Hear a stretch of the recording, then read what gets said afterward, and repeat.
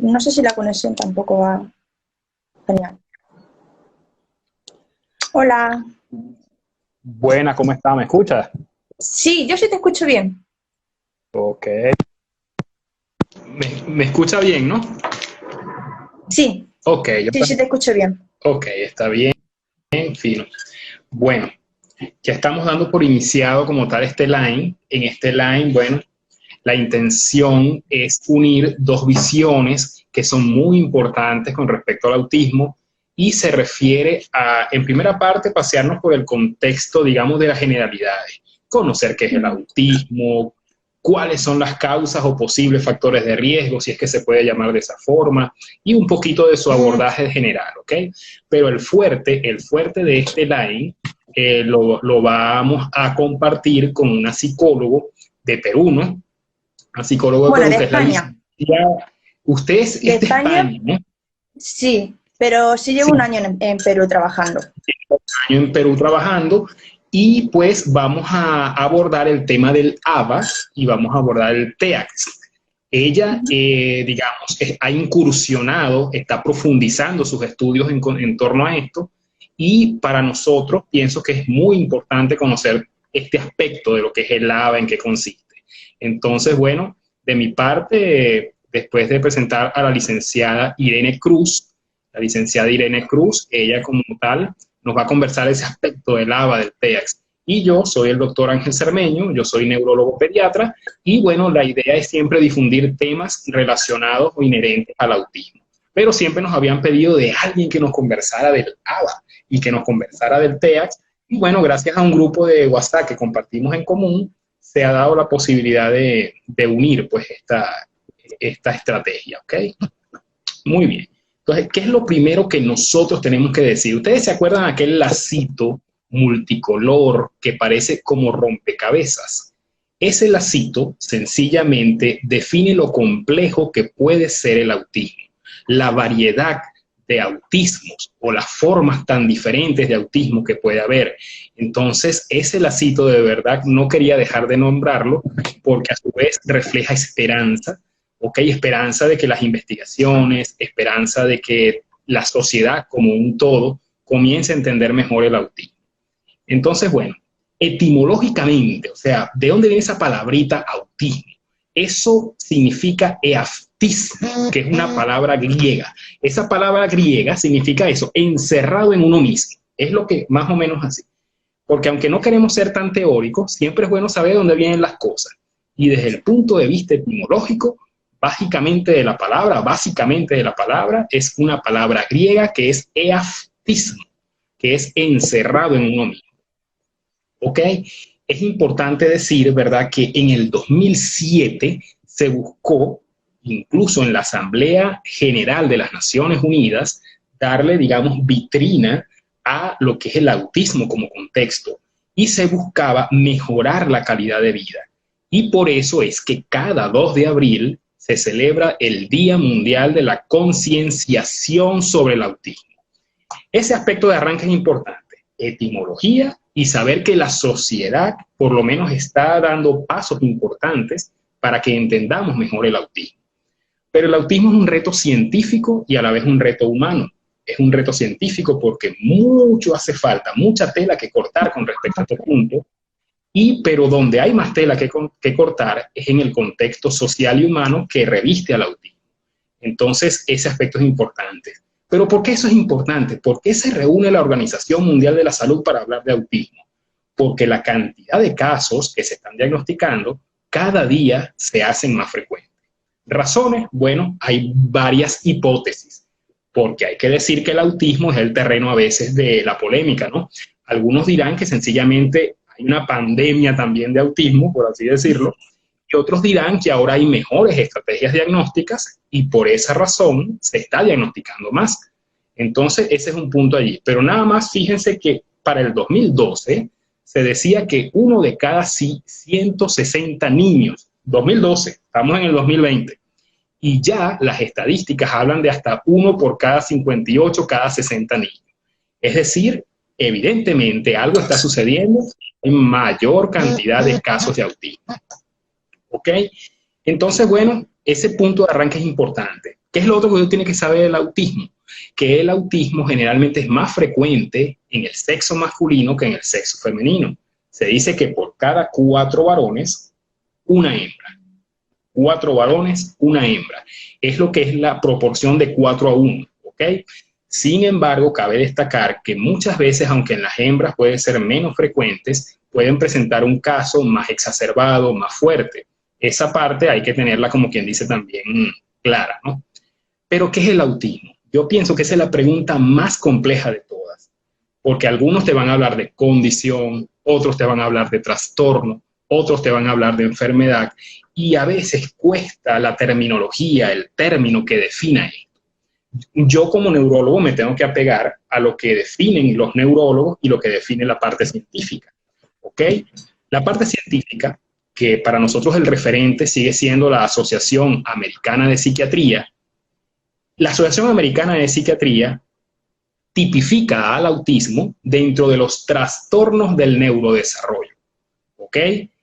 Entonces, el punto de partida de cualquier definición, por lo menos desde el punto de vista científico, ya podemos conversar un poquito el contexto social, todo eso, pero desde el punto de vista científico, por lo menos, está tipificado dentro de los trastornos del desarrollo infantil, ¿ok?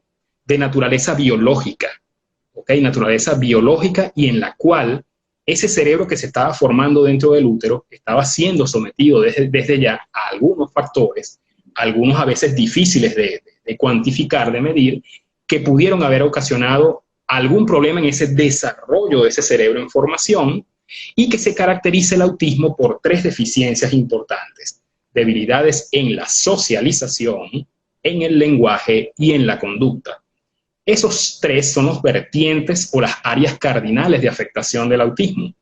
Entonces, ese punto es determinante. ¿Qué debemos decir? Que a raíz de todo esto, una señora que se llama Lorna Wynn, la señora Lorna Wynn, que ella es médico, ella desempolvó una serie de investigaciones que estaban en otro idioma, en otro contexto, y que había hecho Hans Asperger, en la cual Asperger, él había estudiado con profundidad a una serie de niños que tenían debilidades en esas 3 áreas: lenguaje, socialización y conducta. Casualmente, eso estaba engavetado, escondido y en otro idioma. Lorna Wynn lo saca del anonimato y se comienzan también a descubrir cosas. Obviamente, Jack Kanner había hecho muy paralelo en tiempo muchas investigaciones con respecto al autismo, y por eso se dice que los 2 referentes son Kanner y Asperger. Pero Asperger fuera pasado bajo de la mesa si la señora Lorna Wynn no se hubiera dedicado a estudiar el trabajo de Hans Asperger.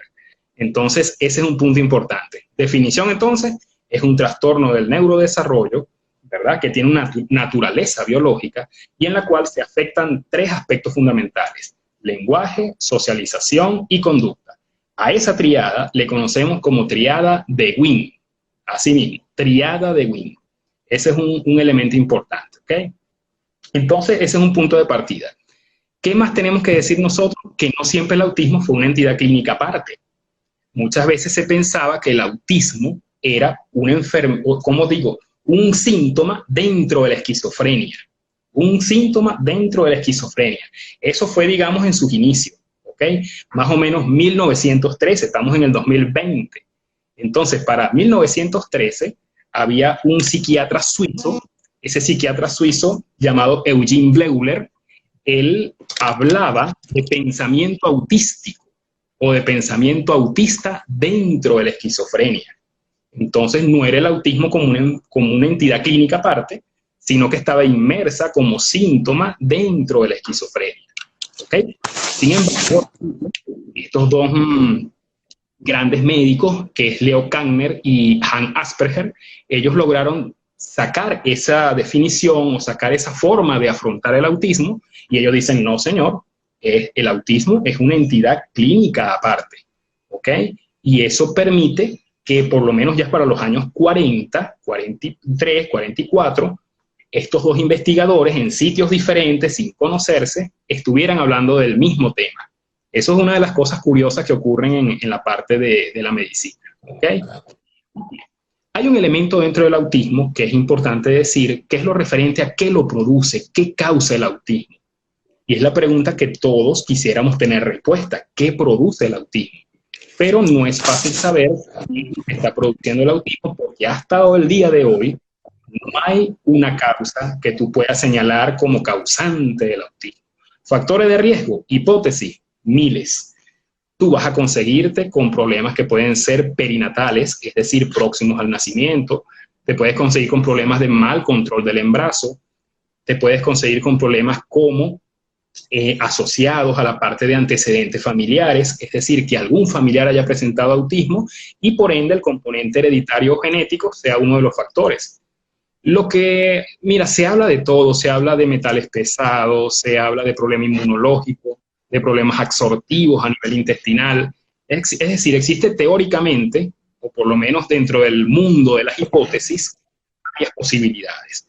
Uno puede, digamos, confirmar que alguna de esas hipótesis es la causante del autismo. Hasta ahora es aventurero decirlo. Y por eso difiero a veces de algunos que pueden decir, no, la causa del autismo es esto o es lo otro. Eso hay que verlo con cierta lupa, con cierto cuidado. Las investigaciones científicas dicen que existe una susceptibilidad genética que es disparada por condicionantes ambientales. Y dentro de los condicionantes ambientales está determinado que un adecuado control del embarazo previene en gran medida un problema o una condición de autismo. ¿Okay? Pero nadie puede decir a ciencia cierta que lo produce. Pero las investigaciones hablan en torno a eso. ¿Okay? Bueno, después llegamos a la broma más compleja que a veces nos toca ver, que es el hecho de que las clasificaciones son muchas veces cosas que los terapeutas usamos para poder dar un diagnóstico. Pero estas clasificaciones son clasificaciones internacionales. Uno se apega a ellas. Así como existe grandes ligas, así como existe NBA, así como existen esas grandes ligas del fútbol, también la salud mental tiene sus grandes ligas. Y las grandes ligas de la salud mental es la Asociación Americana de Psiquiatría. La Asociación Americana de Psiquiatría siempre ha ido sacando una serie de tomos, una serie de libros, en los cuales clasifica las enfermedades o trastornos de tipo mental. Entonces, ellos han venido periódicamente haciendo clasificaciones. Para no hablar de todas ellas, hablemos de las últimas, que es la DSM-4, es un libro, y el DSM-5, otro libro, el más reciente. En el DSM-4 había una clasificación de autismo por categorías. ¿Qué significa eso? Que las categorías eran básicamente síndrome de Rett, síndrome de Asperger, autismo clásico, trastorno desintegrativo infantil, TGD no especificado, eran categorías, ¿ok? En ese DSM-4. Eso fue más o menos para los años 90. En los años 90, 98, algo así, en ese 95, si mal no recuerdo, se hace esa clasificación y entonces es por categorías. ¿Sí me explico? Es decir, en ese enfoque, era trastorno generalizado del desarrollo, 2 punticos. Puede ser autismo clásico, puede ser Asperger, puede ser Rett, puede ser así por categoría. En el DSM-5, ya para el 2013, ese enfoque no, cambia completamente. En el DSM-5 dicen, no, el problema no es categorizar al paciente con autismo, es describir que existe un espectro. Y ese espectro lo diversificaron en leves, moderados y severos. En ese leve, moderado y severo están incluidas todas las categorías que estaban en el DSM-4. Entonces, en el DSM-5, lo que se realizó en el DSM-5 fue colocar los niveles según la severidad del caso y un elemento que se llama el nivel de dependencia que tenga el niño con autismo. A mayor dependencia, o lo que es lo mismo decir, a menor independencia, ese paciente puede tener mayor severidad de autismo. Entonces, esos son 2 enfoques. Si tú te consigues a un terapeuta, a un psicólogo, que le aplica el DSM-4, te va a emitir un síndrome de Asperger, si usa la lupa del DSM-4. Pero si conseguimos a un terapeuta que se basa en el DSM-5, no te va a decir Asperger, te va a decir tal vez un trastorno del espectro autista grado leve, ¿ok? Pero eso varía según lo que tú utilices para clasificar. Yo pienso, y es mi opinión muy personal, que las clasificaciones son algo para los clínicos, para los terapeutas usar. No estoy tan de acuerdo que estas clasificaciones de alguna forma sean tan agarradas al pecho por las madres, por las escuelas. Yo pienso que las clasificaciones son algo para orientar un diagnóstico, pero no para etiquetar a una persona. Yo pienso que eso debe ser de esa manera. Y bueno, hecho, ya si más me o menos... Eso Sí. puede generar también mucha incertidumbre en las familias, ¿no? El que pongan esa categoría muchas veces genera un poco de ansiedad, ¿no? Sí, el problema está que desde el punto de vista clínico necesitamos tenerle clasificación. Y eso ocurre en todas, en hipertensión arterial, en diabetes. No escapa ninguna entidad clínica que no tenga una clasificación. Porque las clasificaciones, desde el punto de vista médico, te permite asumir una conducta terapéutica. Sin embargo, repito, si tú permites que estas clasificaciones sean, digamos, como que la etiqueta que tú vas a usar en una escuela o vas a usar en la calle, no va a tener la comprensión adecuada. Porque, como te digo, son clasificaciones más para usos terapéuticos, clínicos y tipificación diagnóstica. Esa es una opinión muy personal, sin embargo, es algo que lo dejo allí, ¿ok? Ok, otro punto importante que ya para comenzar, ¿verdad? Este punto que estábamos conversando, es que el autismo cada vez se le da más importancia al componente cognitivo. Es decir, es importante que nosotros logremos estimar, bien sea por psicometría o los test que los psicólogos manejan mejor que nosotros, es lo referente a lo que es el coeficiente intelectual, la edad mental y el potencial cognitivo.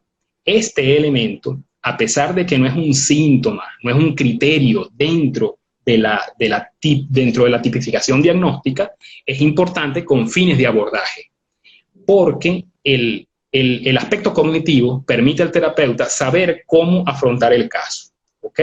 De repente un niño puede tener 7 años porque nació cronológicamente hace 7 años, pero su desempeño puede ser de 5. Entonces, si nosotros optamos porque las estrategias educativas vayan al factor edad cronológica y no edad mental, sencillamente el niño no va a avanzar. Entonces, este aspecto es importante, ¿ok? ¿Qué otra cosita? Ya hablamos de las causas, hablamos de los factores. Las vacunas, por lo menos desde el punto de vista científico, no están asociadas con que aparezca autismo. Sin embargo, recuerda que el autismo es el territorio de la polémica. Y sobre todo el punto de las vacunas ha generado un movimiento llamado movimiento antivacunas, que fue resultado de una investigación fraudulenta que hizo Wackelfield, un doctor de apellido Wackelfield. Y nada, esa investigación incluso se retracta su equipo de trabajo porque metodológicamente no había, digamos, los criterios para decir que las vacunas producían autismo. Pero como te digo, este es un punto álgido porque hay personas que creen con certeza que las vacunas causan autismo. Pero yo solamente doy la visión a la cual yo me apego, que es la de la parte médica, la parte neurológica, que no hay una vinculación directa entre autismo y vacuna. Pero dejo ese punto de reflexión allí también. Teorías, muchísimas. Hay una muy interesante que ojalá podamos leer, que se llama Teoría de la Mente. La teoría de la mente es muy importante porque es una teoría que aparece entre los 4 o 5 años de edad. En esas 4 o 5 años de edad tiene que haber empatía. O sea, yo tengo que saber a los 5 años, yo veo una persona con lágrimas en el rostro y yo debo suponer está triste. O yo veo que tiene una sonrisa, debo suponer está alegre. Entonces, la teoría de la mente es eso de la capacidad que tenemos de ponernos en el lugar del otro. Eso parece estar afectado en el paciente con autismo. Entonces, hay muchas teorías que son importantes, las teorías las neuronas en espejo, la poda neuronal. O sea, podemos pasar mucho tiempo hablando de eso. Sí. Podemos hablar mucho tiempo, pero creo que nos paseamos por eso.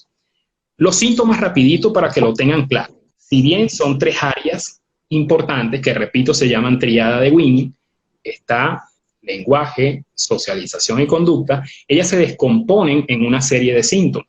¿Cuáles son esos síntomas? 1, no tiene lenguaje y si lo tiene, presenta alteraciones. Ojo, o no tiene lenguaje y si lo tiene, presenta alteraciones. Puede reír sin motivos, puede tener pataletas exageradas que no están acorde con lo que genera la pataleta. Parece sordo, tú lo puedes llamar por su nombre y no te voltea, no te hace contacto visual, tiene resistencia a los cambios. De repente ese bebé quiere abrir la puerta y no lo hace, sino que agarra a la mamá por la mano y que la mamá le abra la puerta. Es decir, indica sus necesidades llevando la mano de otro, puede ser un síntoma. Lo otro aparentemente pueden ser los dos extremos, o muy sensibles al dolor o poco sensibles al dolor. No hay sentido de peligro. Hay conductas estereotipadas, repetitivas. Puede ser los dos extremos, o muy inquieto o puede ser muy pasivo. Ambos extremos deben ser preocupantes. Y lo otro, apego inusual con objeto. Yo sé que se nos va a caer un poquito la cédula, pero había una comiquita hace mucho tiempo, que era la comiquita de Charlie Brown, donde él se la pasaba con una mantica. Entonces, en cierta forma se refleja que ese apego inusual con un objeto que no lo deja, y si lo deja le genera llanto, le genera rabia, le genera eso. Si hay visitas, llega gente, hay muchas personas, y la persona hace pataletas o se aísla, puede ser otro síntoma. En fin, el TEA, o mejor dicho, trastorno del espectro autista, tiene una gama de síntomas que varían de niño en niño. No es una regla que todos tienen que tener los mismos síntomas, ¿ok? Les gusta alinear objetos, ¿ok? Si tienen lenguaje puede ser, digamos, tipo comiquita, como hablan las comiquitas, ¿ok? Y a veces pueden ser como un pequeño profesor, como decía Hans Asperger, ¿ok? Ellos hablaban con palabras, de repente, en vez de decir torta, decían pastel, o en vez de decir carro, dicen coche. Bueno, aquí en Venezuela se dice carro para referirnos a eso, pero ellos le dicen, por lo menos aquí en Venezuela, en vez de carro, que es lo que todo el mundo dice, coche, que es un término poco habitual entre nosotros. Entonces, bueno, esas son algunas de las características, los intereses restrictivos y todo eso. Hay signos de alerta que son variados y que son muy importantes. No balbucear a los 12 meses, no te hace contacto visual, no se sonríe, ¿ok? Hace pataletas exageradas, pueden ser algunos de los síntomas, que eso puede ser motivo de otro line. Entonces, bueno, creo que esto más o menos es que el autismo como enfermedad no existe, no hay un examen de sangre que tú le hagas al niño y mira, salió que es autista, o le hiciste una placa de la cabeza, mira, aquí salió que es autista, o le hiciste un electroencefalograma y salió, aquí es autista. No. El autismo es un diagnóstico por síntomas, es clínico, y que en general es un diagnóstico multidisciplinario, ¿ok? En el cual intervienen el psicólogo, que es muy importante, con una serie de test que van como anillo al dedo para lo que vamos a hablar ahorita, ¿ok?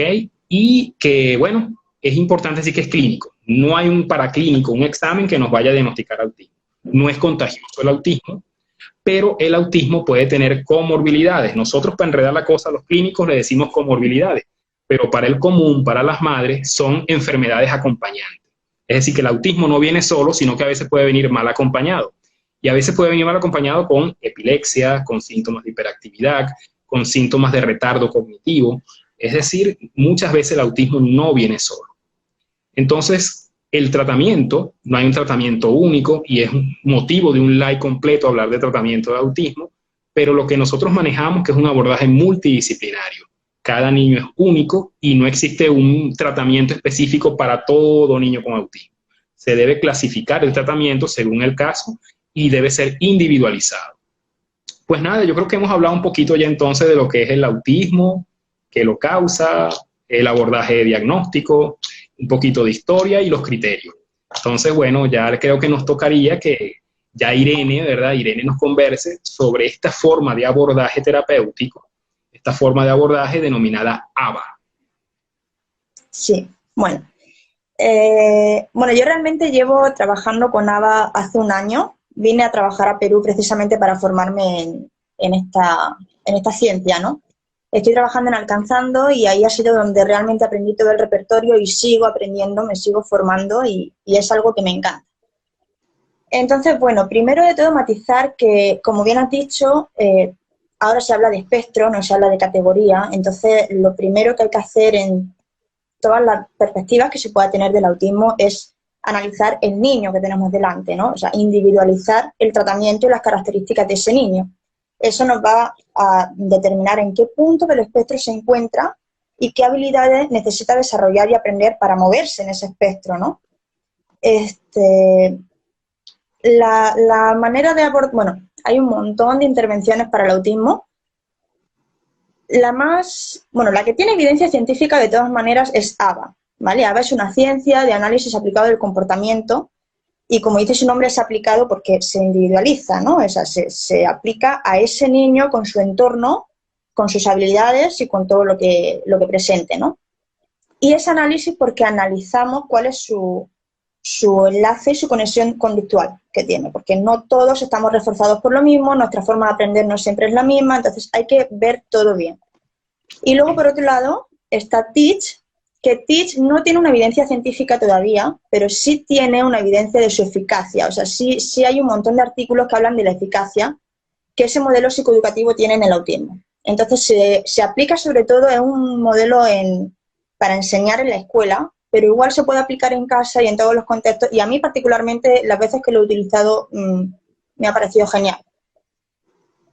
Comentaste el tema de que los chicos con autismo tienen ciertos síntomas, ciertas señales de alerta, ¿no? Entonces, lo que hace Teach es basarse, digamos, en esa forma, en esos puntos fuertes que tienen estos niños con autismo o estas personas y trabajar mediante eso. Es decir, como bien has comentado, el pensamiento abstracto, todo la teoría de la mente, ¿vale?, que aborda un montón de aspectos, está bastante dificultada en estos chicos, ¿no? Entonces, bueno, eso nos hace que el procesamiento visual les vaya mucho mejor a ellos. Y Teach lo que hace es que aborda todas las estrategias desde este procesamiento, pensando en esta manera. Vamos a estructurar visualmente todo el entorno y vamos a aportar todos los apoyos visuales que este chico necesite para que pueda estar incluido en la sociedad, ¿no? Si tienes algún comentario, me puedes interrumpir. Sí. Del ABA, a ver, más o menos para entrar en contexto. ¿El ABA en quién se aplica? O sea, ¿se aplica en todo niño con autismo o sencillamente yo debo seleccionar al niño con autismo que presenta la necesidad de usar ABA? Explícanos eso. No, bueno, de acuerdo, entonces empiezo por ABA. ABA es una ciencia, no es, a diferencia de Teach, no es una ciencia específica para el autismo, ¿vale? Es una ciencia de análisis aplicado del comportamiento, entonces se puede aplicar en cualquier caso. Respecto al autismo, sí hay una evidencia científica de que de todos los tratamientos que hay y todos los abordajes terapéuticos, es el único que hasta ahora demuestra con evidencia científica que es efectivo para la evolución en el autismo. O sea, realmente estos chicos que trabajan basándose en esta ciencia sí muestran evolución y adquisición de habilidades a lo largo del tiempo. Esa es la cosa, pero no es específica de autismo. Eso es muy importante porque a veces uno puede escuchar, ¿verdad? ABA, autismo, y no es real, pues el ABA es abierto a otras condiciones también y bueno, eso es importante destacarlo, ¿no? Ahora, sí. Si nosotros nos tocara hacer un ejemplo de cómo tenemos un niño con autismo y le vamos a comenzar a aplicar el ABA, gráficamente, ¿cómo se describiría ese ejemplo? O sea, ¿qué le hacemos? ¿Le ponemos al niño a repetir siempre las mismas palabras? ¿Cómo sería en la práctica? Explícanos. Bueno, yo te voy a comentar un poco mi experiencia personal.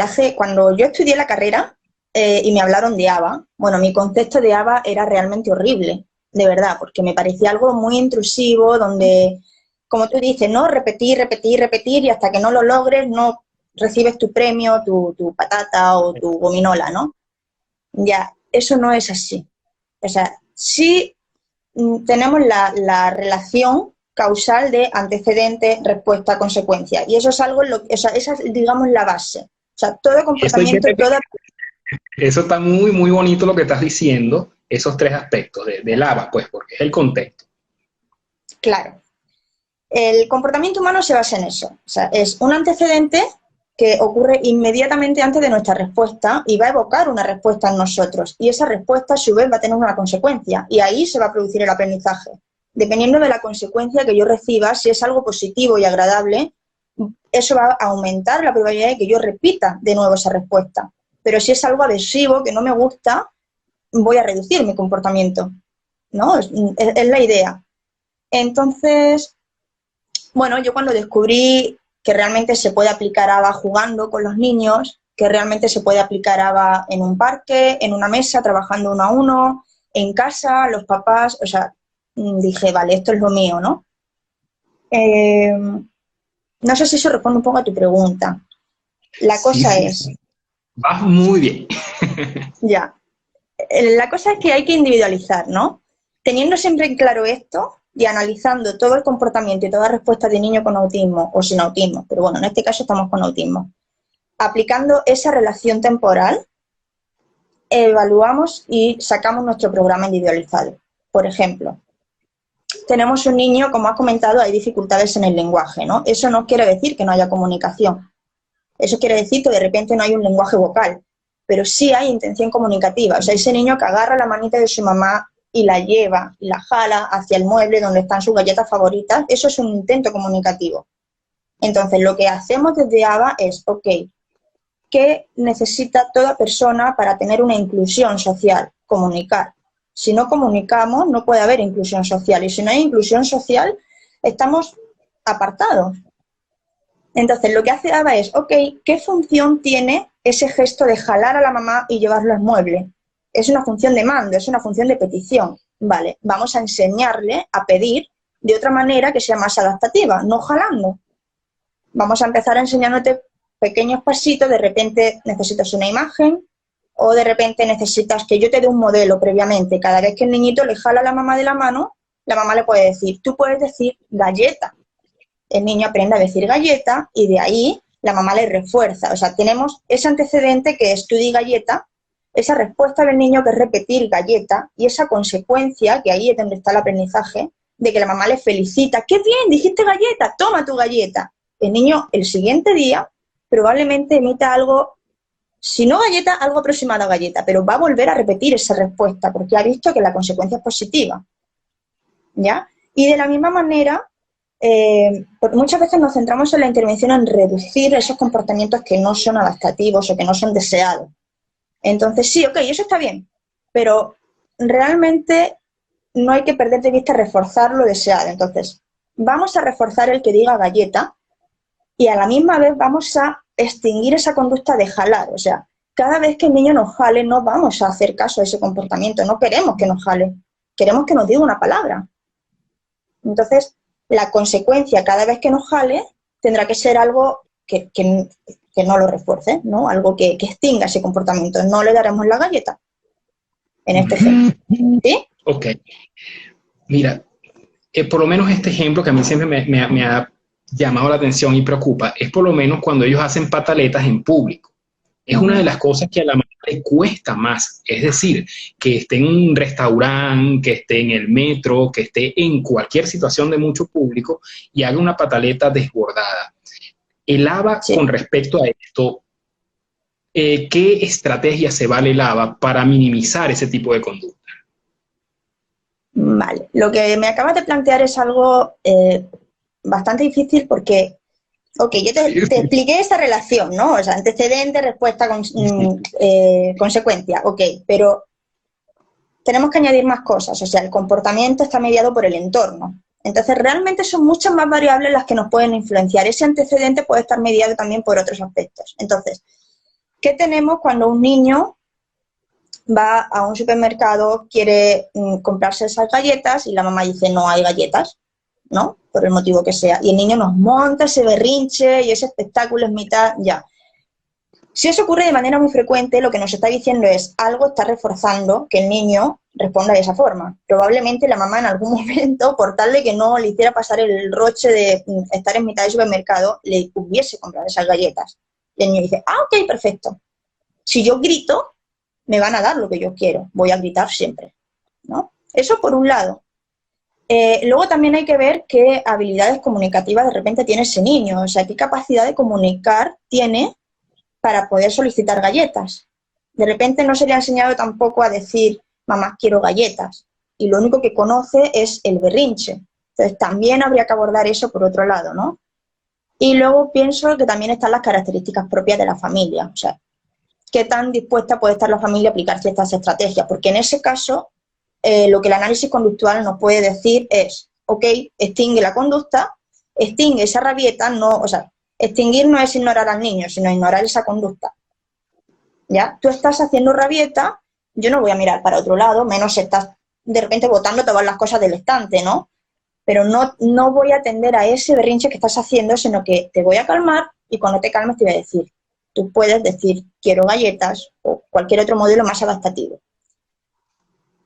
Obviamente no todas las personas están dispuestas a hacer eso. O sea, hay que ponerse también en la piel de los papás y decir, no, mira, yo no me voy a tirar 10 minutos esperando a que mi hijo deje de gritar para yo poder darle esa atención y no. Le doy las galletas, se calla y ya lo abordaré de otra manera en mi casa o cuando se pueda, ¿no? Creo que esa situación, si la miramos fríamente desde fuera, sería eso. O sea, extinguir esa conducta, no hacer caso a la conducta que no queremos y reforzar lo que sí queremos. Pero claro, vamos a verlo todo también.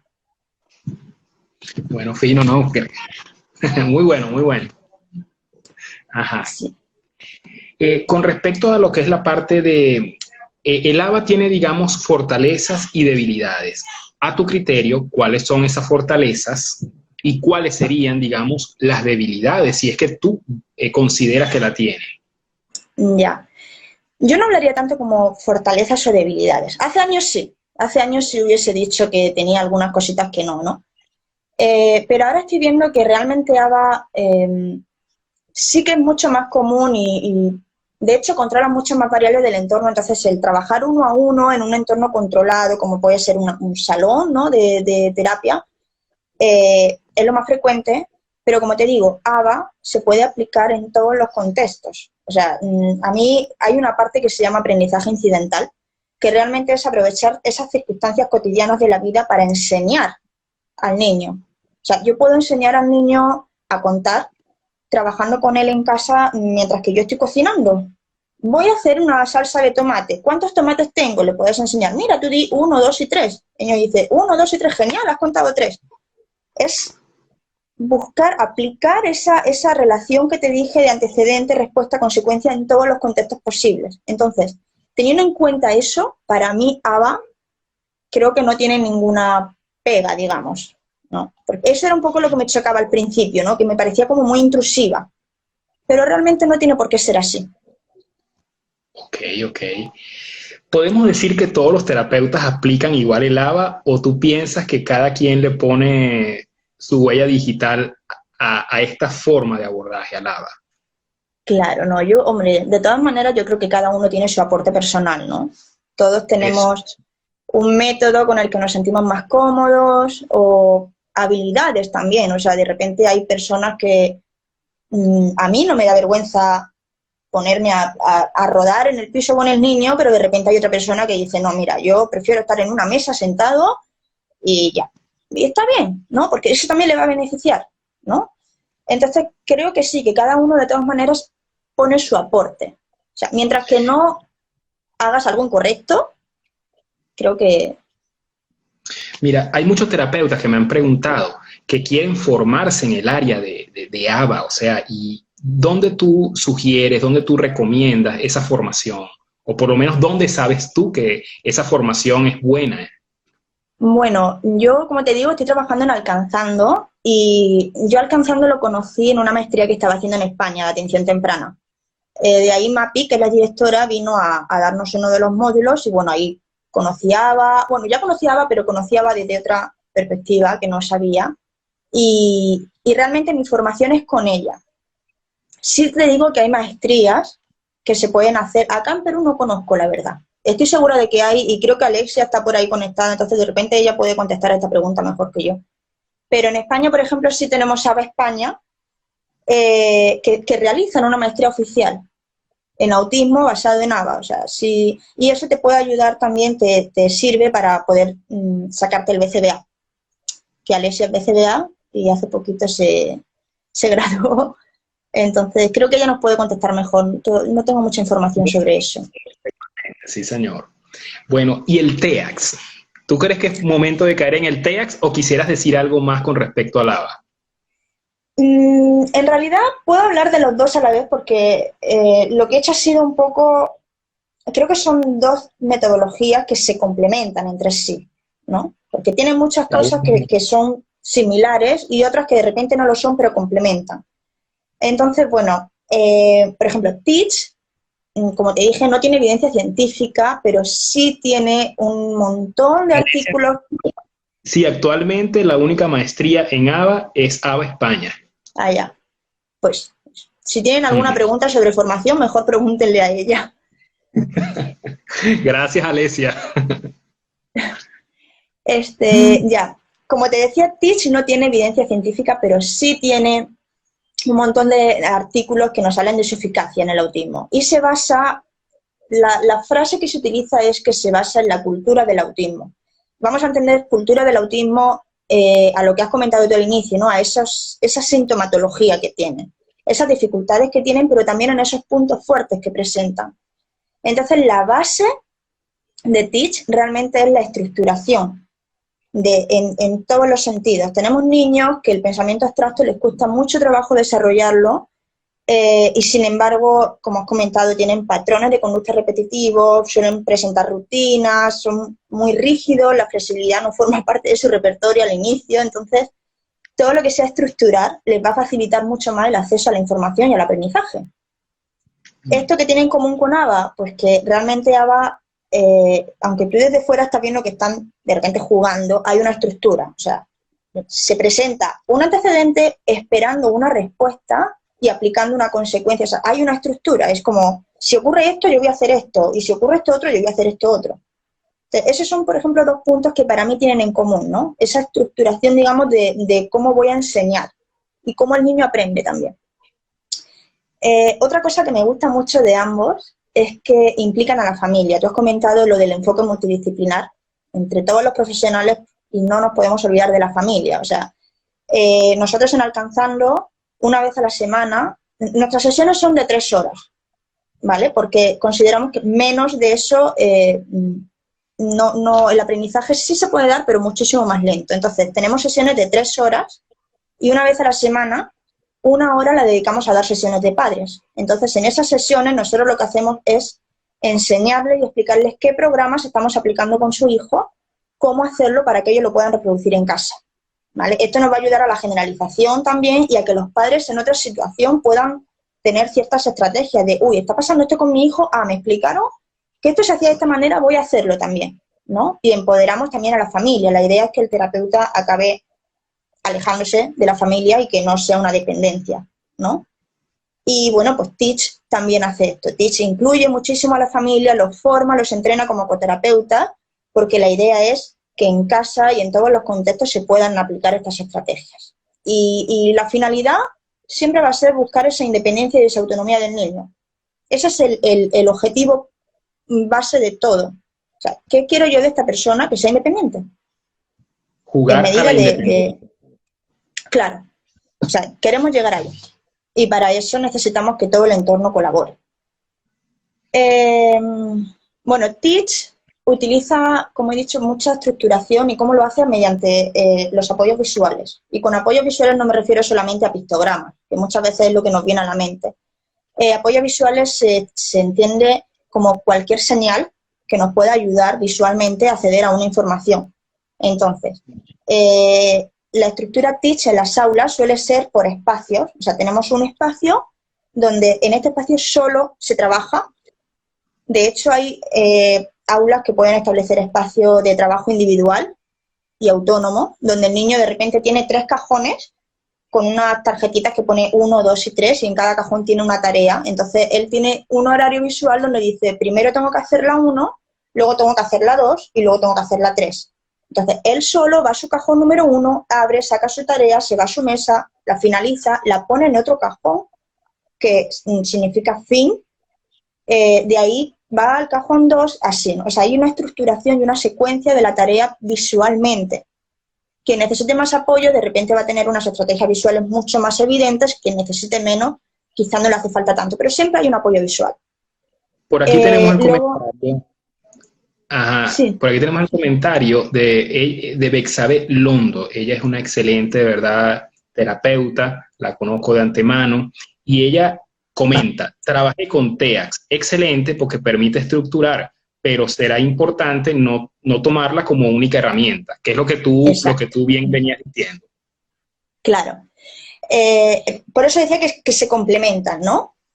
Si bien Teach se basa en estrategias visuales, igualmente busca la independencia, ¿no? Lo que puede complementar, digamos, con ABA es que ABA no se basa en estrategias visuales, pero sí las incorpora.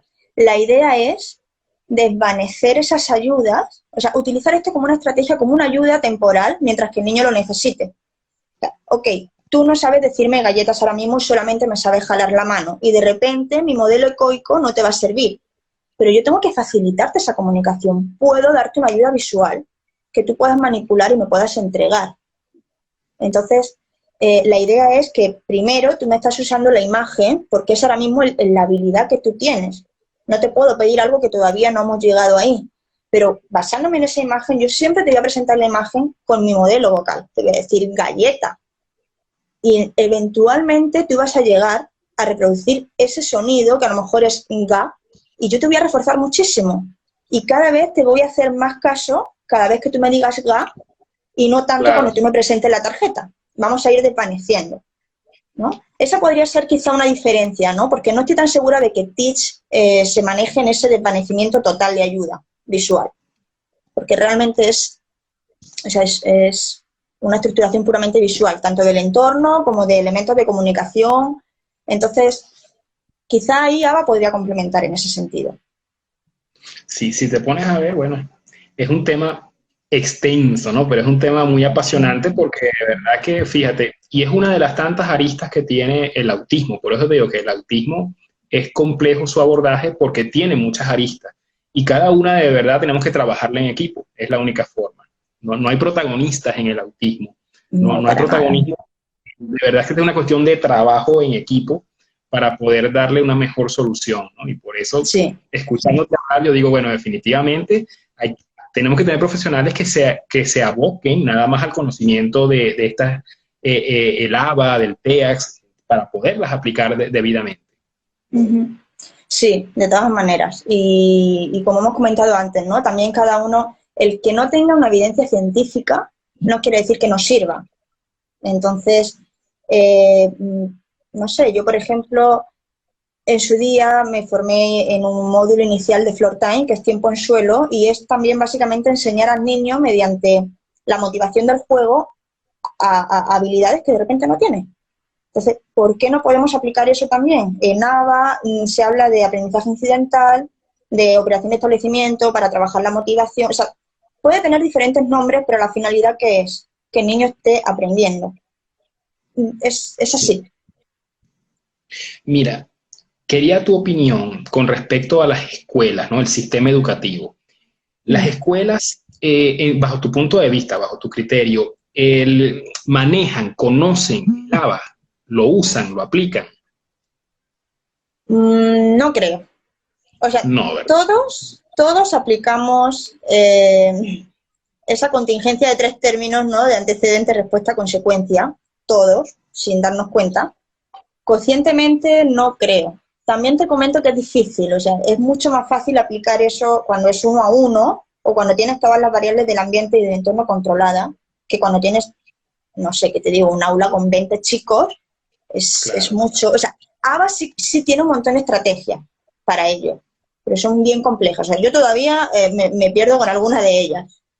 Entonces, no sé qué tanto puedan aplicar. De repente, si es una escuela donde hay una aula específica de necesidades especiales o específica de autismo, acá en Perú no sé si hay, en España sí tenemos aulas específicas de autismo, quizá ahí sí, de alguna manera sí se pueda aplicar, pero no es muy conocido tampoco, ¿eh? Ujú. ¿Y tú compartes eso de que existan escuelas con aulas de solamente autismo? ¿O tú piensas más bien que las escuelas deben tener dentro de su matrícula toda la diversidad, neurotípicos y neurodiversos juntos? ¿Cuál es tu punto de vista? Porque este es otro punto polémico. Sí, es bien polémico, es bien polémico. Y yo creo que encontré la iluminación a eso cuando dije ambas. O sea, tenemos que ver qué características, o sea, no porque un niño tenga autismo necesariamente tiene que entrar en un aula específica de autismo o en un aula específica de necesidades especiales. No tiene por qué, porque eso sería remontarnos al diagnóstico del DSM-4 de categoría, ¿no? Inamovible, de, ok, tienes autismo, esto es lo que te toca. No, vamos a centrarnos en las habilidades. De repente es un niño que sí tiene habilidades para trabajar en equipo con otros niños, sí tiene un lenguaje vocal desarrollado que se pueda manejar, y precisamente el estar con otros niños de diversidad le puede ayudar precisamente para trabajar quizá esa parte social que tiene un poco más dificultad. Entonces, estoy de acuerdo en que haya de ambas, porque nos vamos a encontrar niños que de repente meterlos en una aula ordinaria, va a haber demasiado estímulo, demasiado ruido o un nivel de exigencia mayor al que él puede en ese momento responder, entonces lo que vamos a hacer va a ser contraproducente. O sea, vamos a estresar a ese niño, lo vamos a exigir demasiado y no. Pienso que las dos opciones son totalmente válidas y necesarias, pero utilizándolas con criterio, no por una etiqueta. Ok. ¿Qué otra cosita se me ocurre aquí preguntar? Que te estoy haciendo preguntas difíciles, ¿ok? Yo sé que son difíciles, pero es que quiero saber tu opinión. Bien, ¿eh? ¿Ah? No, eso, fíjate, porque y son más de tipo social, o sea, el aspecto, la maestra sombra es una figura que se ha venido utilizando en torno al autismo. Sin embargo, no deja de ser una figura que tiene también sus detractores. Algunos apoyan el uso de la maestra sombra y otros sencillamente no. Bajo tu criterio, ¿qué opinas? Pues creo que la respuesta es muy parecida a la de los tipos de aulas, ¿no?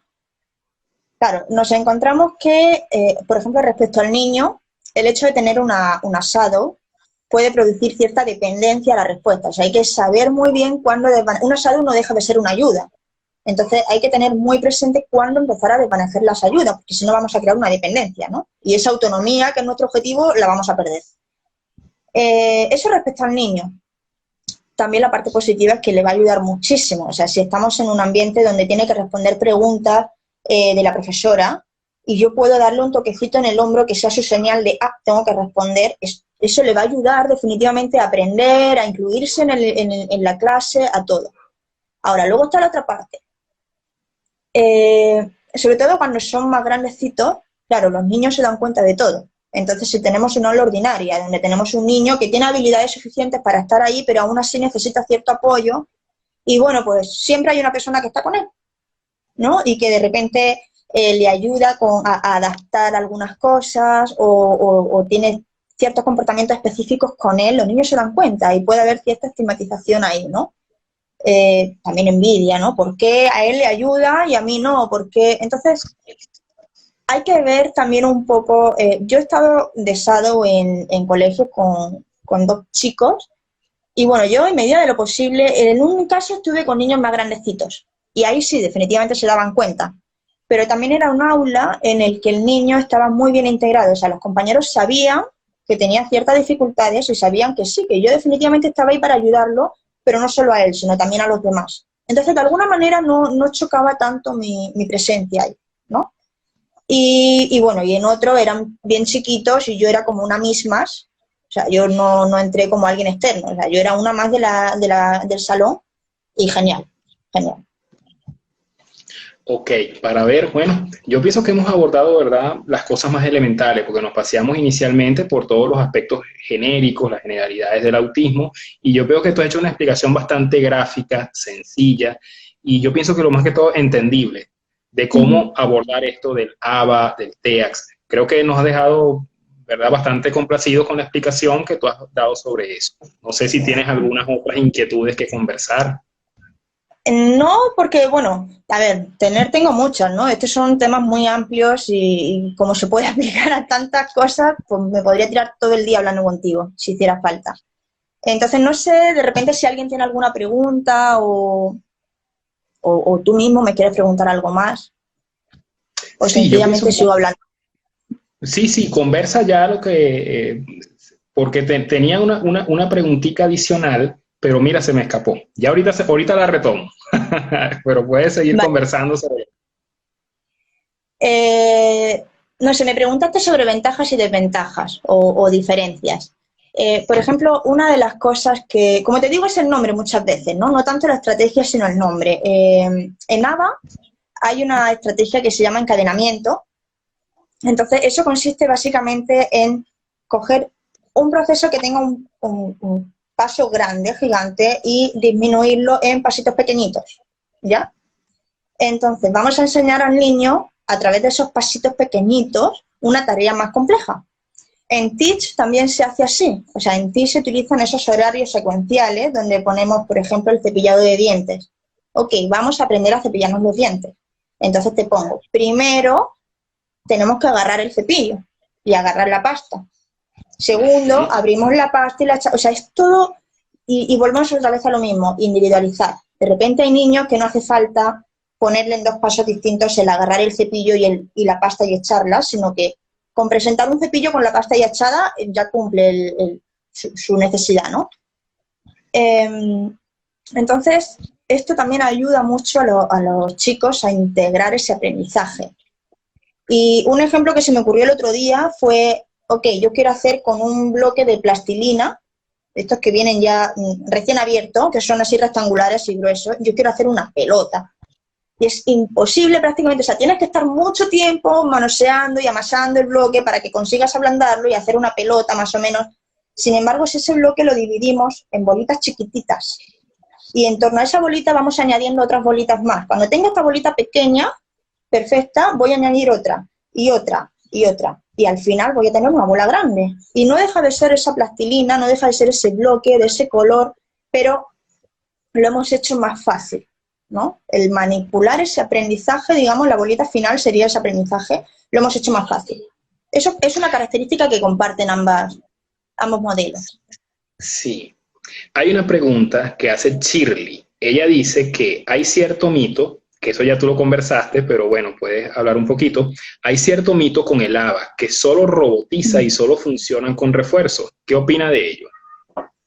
Ya. Bueno, definitivamente el aprendizaje se va a producir cuando hay refuerzo. O sea, es mucho más efectivo reforzar las conductas que queremos que castigar o extinguir las que no queremos, ¿no? Pero no es solo eso. O sea, en ABA, no sé si te conectaste más tarde, pero bueno, está, repito, el antecedente, la respuesta y la consecuencia. Entonces, en esa consecuencia a mi respuesta, si yo refuerzo lo que se está dando, que yo quiero que el niño haga, o sea, el ejemplo de la galleta, yo quiero que mi niño diga galleta. Si cada vez que él dice galleta o algo similar, yo le voy a dar una galleta o le voy a hacer un halago, qué bien me dijiste esto, estoy reforzando esa conducta y eso va a hacer que se repita. Y simultáneamente voy a ignorar esos comportamientos que no quiero. Lo de robotizar sí puede ser un concepto que se escucha bastante, ya se escucha menos, o por lo menos yo que ya estoy un poco más metida en este mundo de ABA lo escucho menos, pero sí lo escuchaba. Pero creo que es por eso, ¿no? Porque antes se aplicaba mucho el responde, responde, responde. No respondes, no te doy lo que tú quieres. Respondes, te doy lo que tú quieres. Un premio, como ratita de laboratorio, ¿no? Y no es así, no es así. Soraya dice, el refuerzo no siempre es tangible, exactamente. O sea, un halago, un refuerzo social, de hecho, es mucho más adecuado y más aceptado decirlo, porque es algo que muchas veces, o sea, va a estar mucho más accesible. Y todos funcionamos con halagos. O sea, qué bien está dando esta charla, Irene, qué tranquila estás. Ah, ya, venga, pues entonces la semana que viene hago otra, ¿no? No es tan robotizado. Se puede aplicar ABA jugando, el niño se lo está pasando pipa y está aprendiendo, ¿no? Ese aprendizaje incidental que comenté antes. O sea, ok, vamos a meternos en un salón donde hay un montón de juguetes y yo primero te voy a poner varios juguetes aquí en el piso y voy a ver a cuál te acercas. Entonces, de repente te acercas a ese tren y entonces yo voy a jugar contigo a ese tren y vamos a estar jugando y vamos a trabajar imitación porque de repente yo voy a hacer chuchu, a ver, toma, lo tuyo, y el niño va a hacer chuchu y te voy a decir, qué genial lo has hecho. Ahí estoy reforzando. Estoy presentando un antecedente que es tú di, el niño está repitiendo una respuesta y yo estoy dando una consecuencia que es qué bien lo has hecho y el niño va a volver a imitarme. Yo puedo quitarle un... Ya creo que es evidente que soy nueva en esto y no sabía que había límite de tiempo.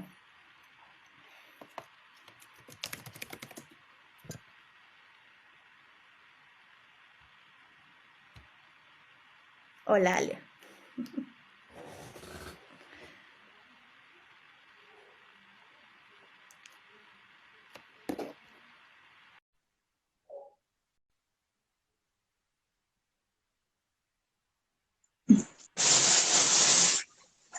Bien, ¿me Hola. escuchas? Tecnología. Está bien.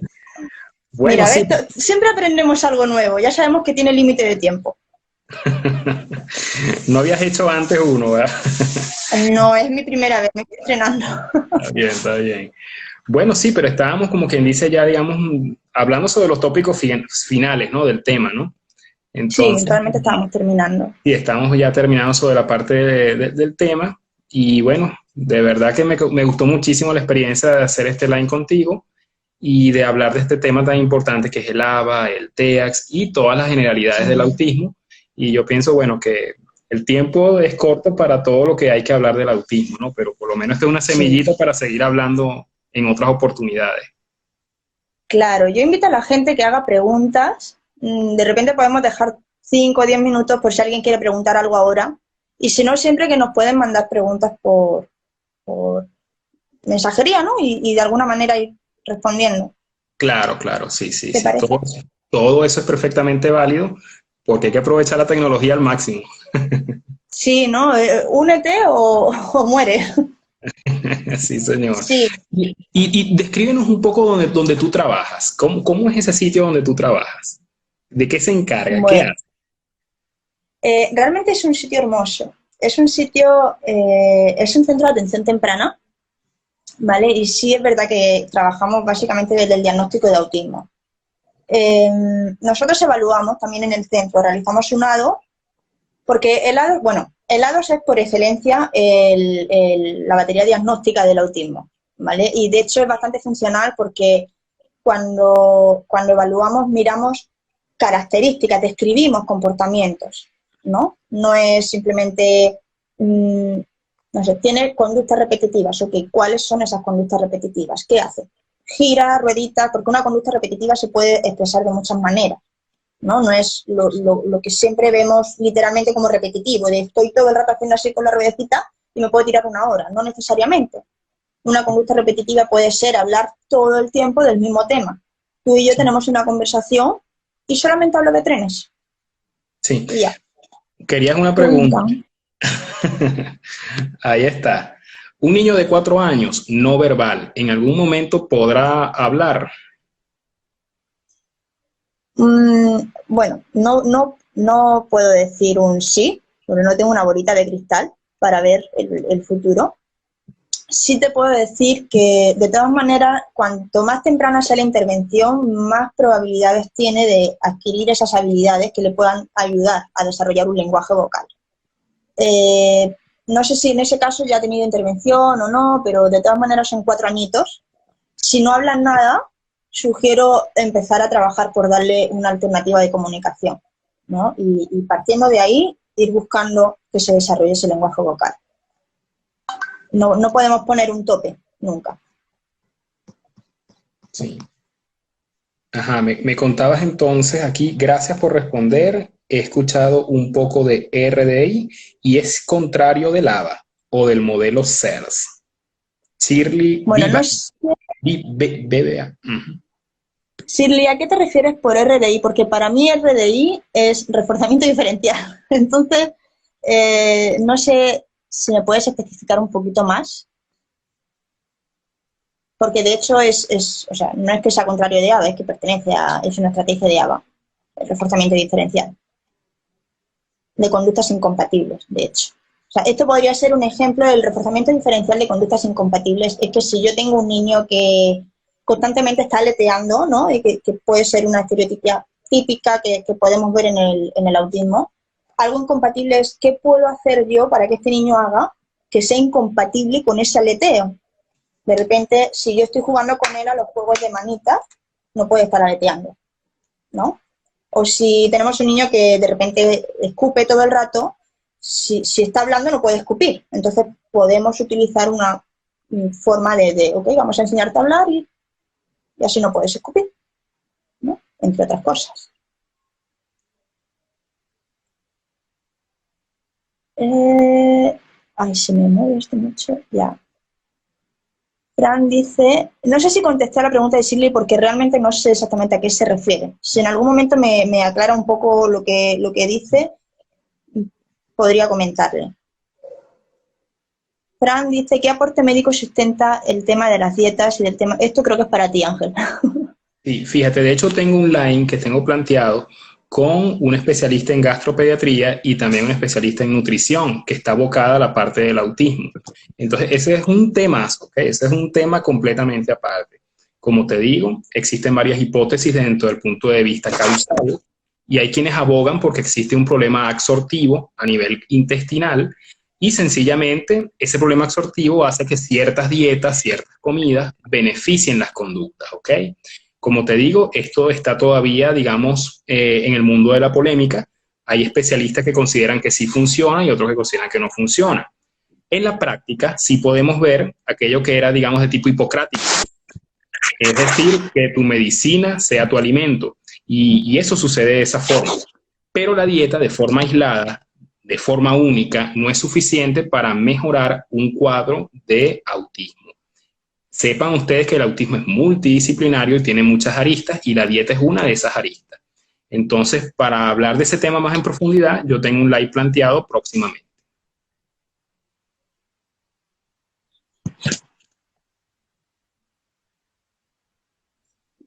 Otra pregunta. Ajá, cuando un niño con autismo se frustra y se golpea la cabeza, pero no es todo el tiempo, ¿cómo hacer que no lo siga haciendo? Ya. Yo aquí recomiendo primero buscar la función, ¿no? de esa conducta. O sea, ¿por qué es que se está golpeando? Porque eso nos va a ayudar muchísimo a ver qué manera de intervenir. Por función podemos hablar función de escape, de repente función de petición, no tienes habilidad de preguntarnos o decirnos qué quiere o qué necesita y entonces se golpea, ¿no? Si es por escape, de repente ver si se golpea porque le estás presentando una demanda que es exigente para él, no sé, ponte a hacer la tarea de la escuela, entonces no quiero hacer la tarea de la escuela y cada vez que yo me golpeo tú vas a entrar en cólera, me vas a quitar la tarea y al final no la voy a hacer. Entonces, hay que ver un poco cuál es esa función y en base a esa función abordar con estrategia. O sea, si es atención, porque cada vez que yo me golpeo tú me estás diciendo, ¿qué te pasa? No te golpees, no sé qué. Entonces, obviamente tenemos que extinguir eso, no dar atención. Si es por petición, vamos a enseñarle a pedir. Sí, dime. Mira, Irene, por conceptos ya de tiempo, ¿verdad? Yo estoy próximo a retirarme del line. Sin embargo, ¿verdad? Sí. Sí quería pues agradecerte todo este gesto de hacer este live conjunto conmigo para hablar de un tema que a mí me parece muy importante y bueno, y tú lo has develado de la mejor manera posible, que es el ABA y el TEAX, ¿no? De hecho, quedan muchas inquietudes, muchas personas con interés de participar, pero bueno, ya llevamos cerca de más de una hora conversando y el tiempo ya en el line, bueno, ya se ha cortado, ¿no? Pero espero, bueno, si estás en posibilidad de publicar el video que hemos hecho previamente, sería bueno. Voy a investigar. Muchas personas que de repente no pudieron conectarse lo puedan ver, ¿ok? Entonces, bueno, de mi parte sí estoy ya por despedir ya la parte del line, pero agradecido completamente por tu participación y quedamos mano amiga para trabajar juntos con respecto a este tema. Ya, muchas gracias por la invitación, de verdad. O sea, es la primera vez que hago esto y bueno, estoy bastante nerviosa. Sí, no, pero fíjate que muchos temas y genial, bien bueno, porque esta es ¿cómo te digo? Esta es la tendencia, los Instagram Live, ¿ok? Esta es la tendencia. Es el tema del...